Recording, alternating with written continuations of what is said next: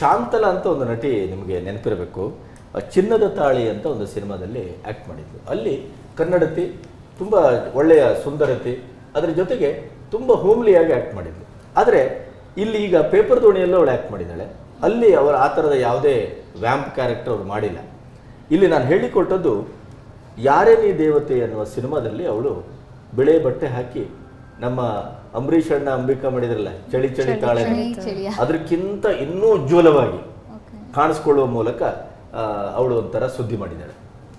ಅದಕ್ಕೆ ಅವಳು ಪ್ರಶ್ನೆ ಮಾಡಿದ್ದಾರೆ ನಮ್ಮ ಪತ್ರಕರ್ತರು, ಏನು ಅವಕಾಶ ಕಡಿಮೆ ಅಂತ ಹೇಳಿ ನೀವು ಕೂಡ ಇದ್ರ ಡ್ರೆಸ್ ಹಾಕ್ಲಿಕ್ಕೆ ಶುರು ಮಾಡಿದ್ರಾ ಏನು ಅಂತ. ಅವಳು ಇಲ್ಲ, ನಾನು ಅದಕ್ಕಾಗಲ್ಲ, ಅವಳು ವ್ಯಗ್ರಳಾಗಿದ್ದಾಳೆ, ಅದ್ರ ಬಗ್ಗೆ ನೀವು ಆ ಥರ ಎಲ್ಲ ಪ್ರಶ್ನೆ ಮಾಡಬಾರ್ದು, ಪಾತ್ರ ಏನನ್ನ ಕೇಳ್ತದೋ ಅದನ್ನು ನಾವು ಕೊಡಬೇಕು.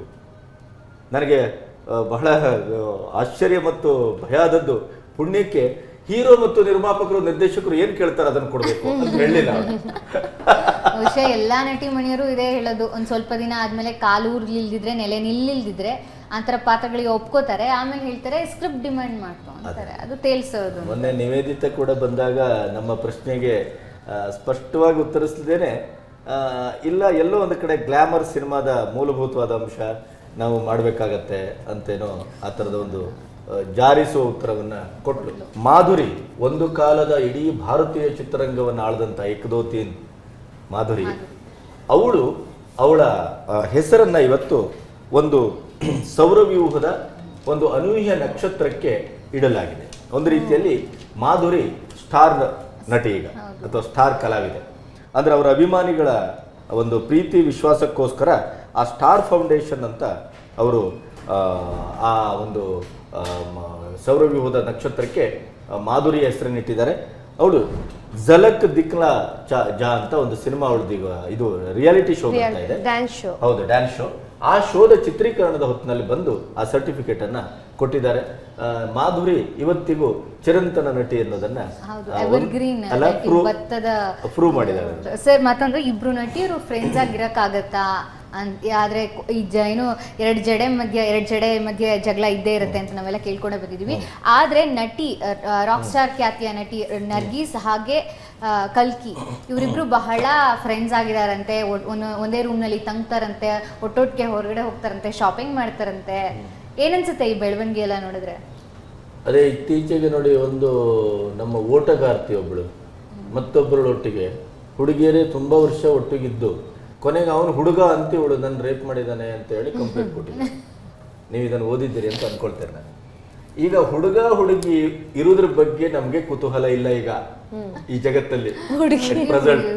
ಹುಡುಗ ಹುಡುಗಿ ಇರೋದ್ರ ಬಗ್ಗೆ ನಮಗೆ ಕುತೂಹಲವೂ ಅಷ್ಟಾಗಿಲ್ಲ, ಭಯವೂ ಇಲ್ಲ. ಒಂದು ಅರ್ಥದಲ್ಲಿ ಹುಡುಗಿ ಹುಡುಗ ಒಟ್ಟಿಗೆ ಇರೋದ್ರ ಬಗ್ಗೆ ಸ್ವಲ್ಪ ಸಂಶಯ ತಾಳ್ತದೆ ಜಗತ್ತು, ನಾನಲ್ಲ.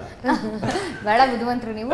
ಹಾಗೆ ತೆಲುಗು ಚಿತ್ರರಂಗದಲ್ಲಿ ಒಂದು ಗಾಸಿಪ್ ತನ್ನಿಂತಾನೆ ಸುದ್ದಿ ಮಾಡ್ತಿದೆ. ಅಮಲಾ ಪೇಲ್ ಅನ್ನೋ ನಟಿ ಹಾಗೆ ನಿರ್ದೇಶಕ ವಿಜಯ್ ಮಧ್ಯೆ ಗುಸು ಇದ್ದೇ ಇತ್ತು. ತುಂಬಾ ದಿನಗಳಿಂದ ಈ ಒಂದು ಪ್ರಕರಣ ನಡೀತಾ ಇತ್ತು. ಆದ್ರೆ ಅಮಲಾ ಪೇಲ್ ಎಲ್ಲ ವಾದವನ್ನ ತಳ್ಳಿ ಹಾಕಿದ್ದಾಳೆ. ಸಂಬಂಧ ಇದ್ರೆ ತಾನೇ ಮುರಿದು ಬೀಳೋಕೆ, ಅಂತದೇನು ನಡೀತಿಲ್ಲ ಅಂತ. ವಿಜಯ್ ಅವ್ರ ಅಮ್ಮ ಈಗಾಗಲೇ ಅವನಿಗೆ ಹುಡುಗಿ ನೋಡೋಕೆ ಮುಂದಾಗಿದ್ದಾರಂತೆ. ಸಿನಿಮಾದಲ್ಲಿ ಸಂಬಂಧಗಳಿಗೆ ಎಷ್ಟು ಬೆಲೆ ಇದೆ ಅರ್ಶಿನಿ? ಅದು ಸಿನಿಮಾದ ಒಳಗಡೆ ಲವ್ವಿನ ಉಚ್ಚುಕಂಕಲೆಯನ್ನ ನೋಡ್ತೀರಿ ನೀವು, ಉತ್ತುಂಗವನ್ನ ನೋಡ್ತೀರಿ.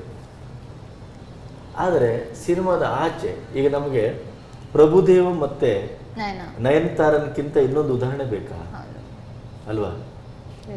ನಮ್ಮ ಇವರು ಪ್ರಕಾಶ್ ರಾಜ್, ಇಲ್ಲಿ ಪ್ರಕಾಶ್ ರೈ, ಎಷ್ಟು ವರ್ಷದ ದಾಂಪತ್ಯ. ಹಾಗಾಗಿ ಸಿನಿಮಾ ಬಹುಶಃ ದಾಂಪತ್ಯದ ಸಂಬಂಧಗಳನ್ನು, ವಿಶ್ವಾಸದ ಸಂಬಂಧಗಳನ್ನು, ಸ್ನೇಹ ಸಂಬಂಧಗಳನ್ನು, ಪ್ರೀತಿಯ ಸಂಬಂಧಗಳನ್ನು ಎಷ್ಟರ ಮಟ್ಟಿಗೆ ಅದು ಆರಂಭದಲ್ಲಿ ಬೆಸೆಯುವ ಹಾಗೆ ಮಾಡ್ತದೋ, ನಿಧಾನವಾಗಿ ಅದನ್ನು ಕರಗುವ ಹಾಗೆ ಕೂಡ ಅದೇ ಸಿನಿಮಾ ಮಾಡ್ತದೆ ಅಂತ ನನ್ನ ಭಾವನೆ.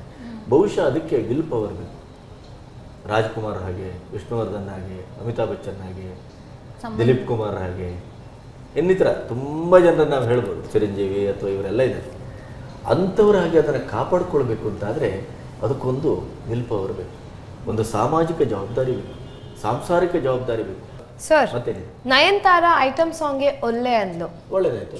ಯಾಕಂದ್ರೆ ಅವಳು ಇಷ್ಟು ಗ್ಯಾಪ್ ಕೊಟ್ಟು ಚಿತ್ರರಂಗಕ್ಕೆ ಮತ್ತೆ ಬಂದ್ರು ಅವಳಿಗೆ ಡಿಮ್ಯಾಂಡ್ ಮೇಲೆ ಡಿಮ್ಯಾಂಡ್. ಪ್ರಭುದೇವ್ ಬಿಟ್ಟದ್ದು ಫುಲ್ ಡಿಮ್ಯಾಂಡ್. ಬಹುಶಃ ಪ್ರಭುದೇವ್ ಅವಳಿಗೆ ಒಟ್ಟಿಗೆ ಇದ್ದದ್ದೇ ಅವಳಿಗೆ ದುರಾದೃಷ್ಟ ಆಗಿತ್ತೇನೆ, ಯಾರಿಗೊತ್ತು.